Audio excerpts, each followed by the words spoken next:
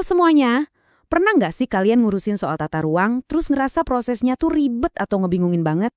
Nah, hari ini kita bakal bedah tuntas satu inovasi digital yang keren abis dari Kabupaten Timur Tengah Selatan atau biasa kita sebut TTS.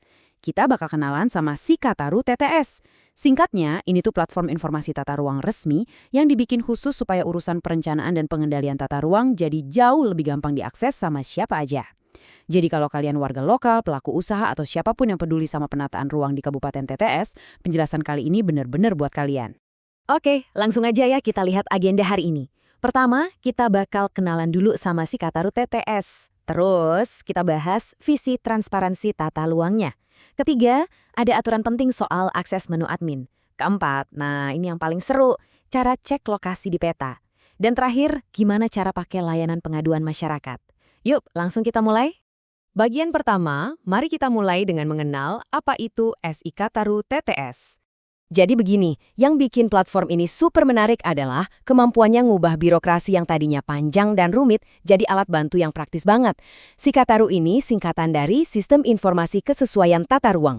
Intinya, ini adalah platform informasi spasial yang sepenuhnya resmi. Tujuannya buat apa? Ya tentu aja buat ngebantu perencanaan dan pengendalian tata ruang di Kabupaten Timur Tengah Selatan.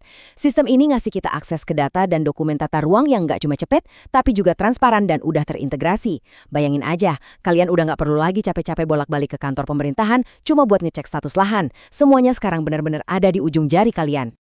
Lanjut ke bagian kedua, kita bahas sedikit soal visi transparansi tata ruang di balik platform ini. Nah, dari sini kelihatan banget komitmen serius dari pemerintah daerah. Kalau kita mengutip Bapak Martellens Lius, selaku Kepala Dinas Pekerjaan Umum dan Penataan Ruang Kabupaten TTS, beliau bilang kalau platform ini tuh wujud nyata komitmen dinasnya buat ngasih layanan informasi tata ruang yang transparan, akurat, dan pastinya gampang diakses oleh seluruh lapisan masyarakat. Jadi, ini bukan sekedar website biasa ya teman-teman. Ini ibarat jembatan yang menghubungin pemerintah, masyarakat, dan pelaku usaha. Harapannya jelas, supaya kita semua bisa dapat info soal rencana tata ruang, perizinan, sampai kebijakan terkait dengan jauh lebih cepat. Ujung-ujungnya, ini bakal sangat ngedukung pembangunan yang berkelanjutan di TTS. Masuk ke bagian ketiga, ini tentang aturan akses menu saat kita menavigasi websitenya. Oke, ini poin yang sangat krusial, jadi tolong diperhatikan ya. Kita harus bisa bedain mana area buat publik dan mana yang khusus buat internal. Pas kalian buka Sikataru bakal ada banyak menu tuh.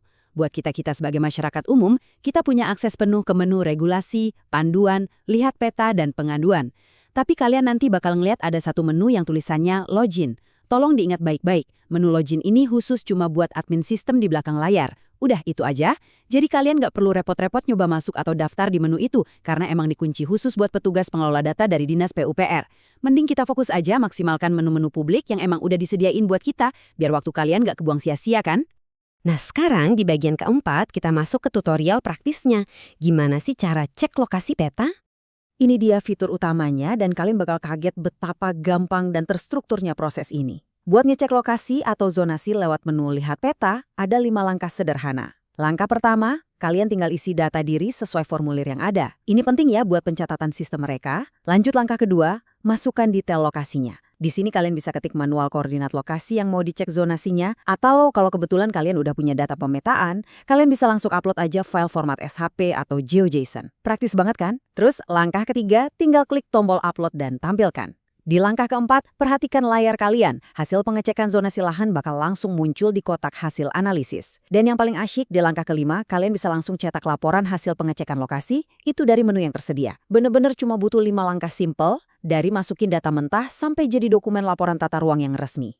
Terakhir, bagian kelima, kita ngomongin soal layanan pengaduan masyarakat. Waktunya kita berpartisipasi aktif.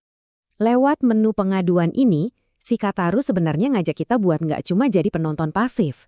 Kalau misalnya kalian lihat ada yang nggak pas sama tata ruang, atau nemu pelanggaran zonasi, bahkan masalah pembangunan di sekitar lingkungan kalian, langsung aja manfaatin menu ini. Menu pengaduan ini ngasih kalian akses langsung ke sistem pelaporan publik.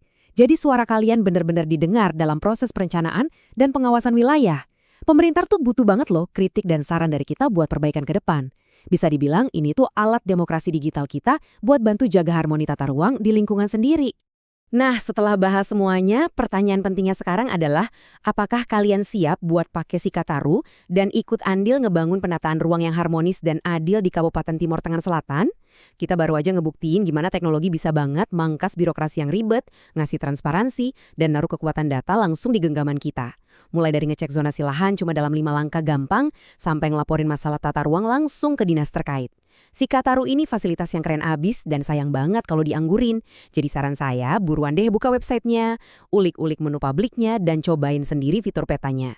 Terima kasih banyak udah ngikutin penjelasan kita kali ini. Terus belajar, tetap peduli sama lingkungan sekitar, dan sampai ketemu lagi di pembahasan seru lainnya.